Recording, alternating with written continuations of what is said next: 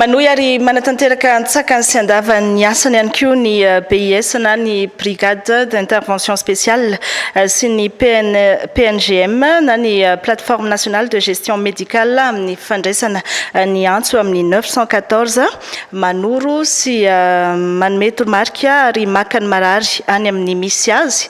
Misy ihany koa ny fandaminana tia ny tompon'andraikitra ho ampahafantarina amin'ny fomba fiasan'izy ireo hoentiny Keita Revila sy Rodriguez Zafmaly amintsika. 14 izy sous 10 litres, za no tsy mahita anazy fa ny paramètre nalefan'zareo conscience tsara izy 15 sur 15 ny mandridona ny ronjato isan'andro eo ny antso tarby raisiny eto anivo ny PNGM na ny plateforme nationale de gestion médicale eto Mahamasina. Mandalo fanadihadina maro anefa ireo antso azo ireo alohan'ny fidinana ifotony. Rehefa tafiditra aty aminay amin'ny Covid data instantanément zany izy io ireny antso reny dia tonga dia mandray an-tanana avy hatrany zany ny mpitsabo miaramila eto amin'ny plateforme mamerina miantso an'ilay olona mba hahafantarana ny misy azy sy manao examen moa zany examen médical amin'ny téléphone aloha voalohany indrindra. Rehefa hita fa mifanakaikikaiky kokoa amin'ny aretina coronavirus le olana dia lasa midina iny atsehatra amin'izay zany ireo mpitsabo miaramila ireo na manao investigation fotsiny izy zany hoe mitondra tomobile anaovana investigation na avy hatrany dia mieritreritra transfert arakaraka le renseignement eniny voalohany tamin'ny téléphone teo.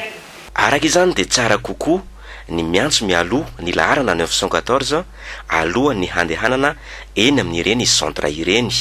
Satria raha tonga dia mandeha makany amin'ny centre ny olona dia tsy zakan'le centre ohatra le aretin'le olona rehefa tonga eny dia zay vao miverina miantso anay. Iny tena indraindray manahirana mitady an'le place iny satria le olona efa tena tavavoaka amin'ny fotoana iny.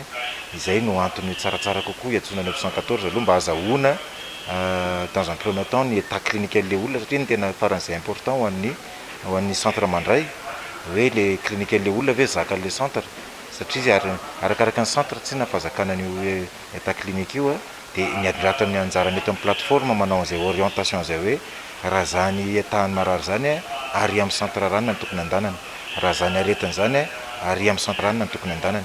Izay zany ny tena andrina mafy hoe fiatsona izay 914 zay afahana manao orientation. Maimaim-poana avokoa ny fitaterana amin'ny ambulance misy raha teo ny fiara-miasa ny tirafitra ity amin'ny ministera ny postra sy ny ministera ny fahasalamam-bahoaka.